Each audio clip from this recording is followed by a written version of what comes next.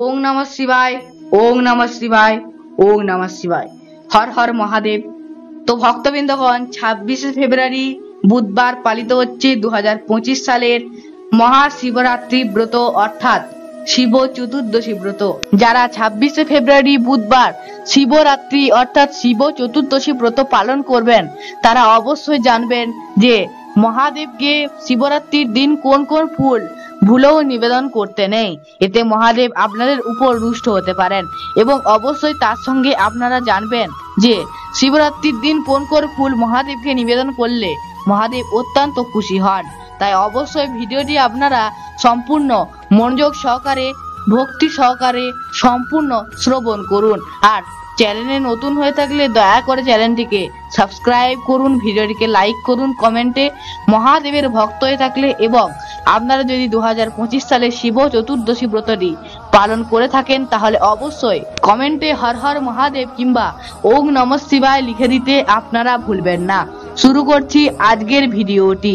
হিন্দু ধর্মে মহাদেবের পূজার জন্য একটি সর্বশ্রেষ্ঠ দিন হলো মহাশিবরাত্রি ব্রত। মনে করা হয় শিবরাত্রির দিনটিতে মহাদেব স্বয়ং তাণ্ডব নৃত্য রচনা করেছিলেন এবং অন্য বিশ্বাস মতে এই দিন মহাদেব এবং দেবী পার্বতীর বিবাহ হয়েছিল। তাই মনে করা হয় যে ভক্ত ভক্তি, শ্রদ্ধা এবং নিষ্ঠার সহকারে মহাদেবের ব্রত রাখেন এবং মহাদেবকে এই দিন অভিষেক করেন তার সকল মনস্কামনা পূর্ণ হয়। জীবনে যদি বাধা থেকে থাকে তা সহজেই দূরীভূত হয় এবং সহজেই মহাদেব ও মাতা পার্বতীর কৃপা আশীর্বাদ লাভ করা যায়। তাই বন্ধুরা, আপনারা সকলে 2025 সালের 26শে ফেব্রুয়ারি বুধবার দিনটিতে সম্পূর্ণ নির্জলা উপবাস রেখে পারলে অবশ্যই মহাদেবের পূজা আরাধনা করুন। এই দিন মহাদেবকে একটি আকন্দ ফুলের মালা নিবেদন করুন। এটা বিশ্বাস করা হয় যে ভক্ত এই দিন মহাদেবকে ভক্তি সহকারে পুজো করেন তার সকল মনস্কামনা পূর্ণ হয়। তাই এই দিন অবশ্যই ব্রত রেখে মহাদেবকে জল অর্পণ করুন এবং মনে মনে ভক্তি সহকারে আপনার সকল মনস্কামনা মহাদেবকে জানান। এতে আপনার সকল মনস্কামনা সহজেই পূর্ণ হবে। মহাদেব হলেন সৃষ্টি, ধ্বংস এবং প্রলয়ের দেবতা।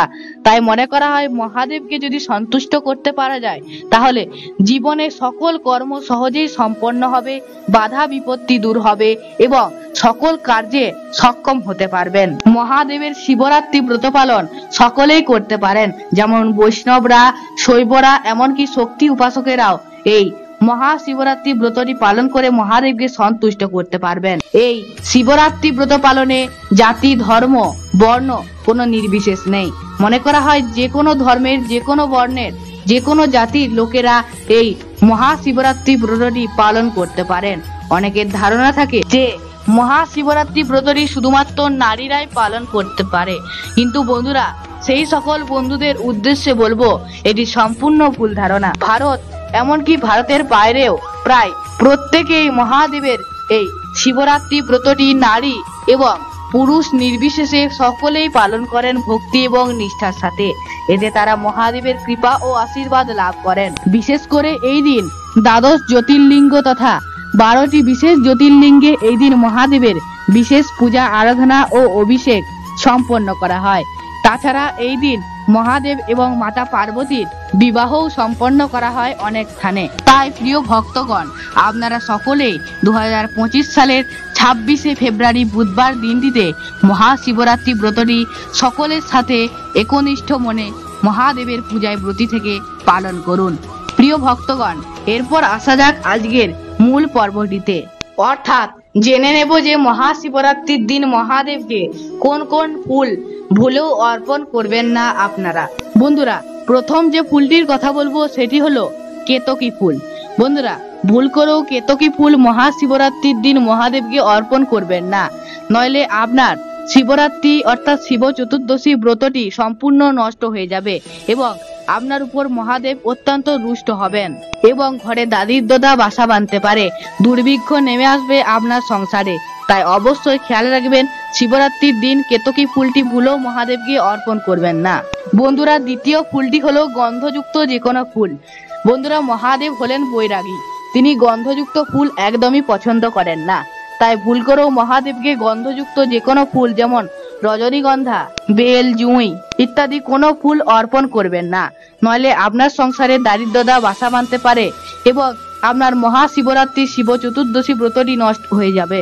তাই অবশ্যই আপনারা খেয়াল রাখবেন এবং সতর্ক থাকবেন যেন কোনোভাবেই মহাশিবরাত্রির দিন মহাদেবকে এই দুটি বিশেষ ফুল কোনোভাবেই অর্পণ করবেন না, না হলে আপনাদের উপর মহাদেব অত্যন্ত রুষ্ট হতে পারেন, ফলে আপনার সংসারে নেমে আসতে পারে চরম দুর্ভিক্ষ, আর্থিক ক্ষয়ক্ষতি। বন্ধুরা, এরপর আমরা জেনে নেব মহাদেবকে কোন কোন ফুল নিবেদন করা অত্যন্ত শুভ এবং কোন কোন ফুল নিবেদন করলে মহাদেব আপনাদের উপর সন্তুষ্ট হবেন এবং আপনাদের সকলকে আশীর্বাদ করবেন। 1. ধুতরা ফুল। মহাদেবের অত্যন্ত প্রিয় একটি ফুল হলো ধুতরা ফুল। শিবরাত্রির দিন যদি আপনারা ধুতরা ফুল নিবেদন করতে পারেন মহাদেবকে, তাহলে তা অত্যন্ত শুভ হবে। দ্বিতীয় হলো আকন্দ ফুল। মহাদেবের আকন্দ ফুল অত্যন্ত পছন্দের একটি ফুল, তাই শিবরাত্রির দিন অবশ্যই পারলে আকন্দ ফুলের মালা এবং আকন্দ ফুল অবশ্যই মহাদেবকে নিবেদন করুন, এতে সংসারে মঙ্গল হয়। তৃতীয় ফুলটি হলো নির্গন্ধক যে কোনো ফুল। বন্ধুরা, যে কোনো গন্ধহীন অর্থাৎ নির্গন্ধ ফুল মহাদেবের অত্যন্ত পছন্দের, তাই যে কোনো নির্গন্ধ অর্থাৎ গন্ধহীন যে কোনো ফুল আপনারা মহাদেবকে এই দিন নিবেদন করতে পারেন, তবে খেয়াল রাখবেন কোনো লাল রঙের ফুল মহাদেবকে নিবেদন আপনারা করবেন না। আর বন্ধুরা, অবশ্যই আমাদেরকে জানতে হবে যে শিবরাত্রির পূজার একটি বিশেষ অঙ্গ হলো বেলপত্র অর্থাৎ বেলপাতা। বন্ধুরা, বেলপাতা এবং বেল ছাড়া কিন্তু মহাদেবের শিবরাত্রি বিহিত পূজা অসম্পূর্ণ, তাই অবশ্যই মহাদেবের শিবরাত্রি বিহিত পূজায় একটি কাঁচা বেল এবং অবশ্যই আপনাদের রাখতে হবে কিছু বেলপাত্র বা বেলপাতা। মহাদেবের অত্যন্ত প্রিয় হলো বেলপাতা।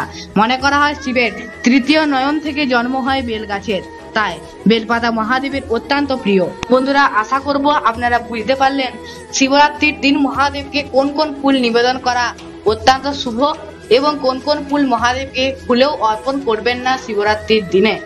আশা করব আজকের ভিডিওটি থেকে আপনারা একটু হলেও উপকৃত হলেন, একটু হলেও সমৃদ্ধ হলেন। আজকের ভিডিওটি যদি ভালো লেগে থাকে তাহলে একটি লাইক করে অবশ্যই ভিডিওটি অপরকে দেখার সুযোগ করে দেবেন, কারণ শিবরাত্রি আর বেশি দিন নেই, অবশ্যই সকলের ভিডিওটি জানা দরকার, এর ফলে অন্যরাও অনেক উপকৃত হতে পারবে। বন্ধুরা, আজ এখানেই বিদায় নিচ্ছি, ফিরে আসবো আপনার সামনে অন্য কোনো ভিডিও নিয়ে। ততক্ষণ সবাই ভালো থাকুন, সুস্থ থাকুন, সতর্ক থাকুন আর শিবরাত্রি ব্রতটি ভক্তি এবং ভালোবাসা শ্রদ্ধা দিয়ে পালন করুন। জয় শ্রীকৃষ্ণ, রাধে রাধে, হর হর মহাদেব, ওম নমঃ শিবায়।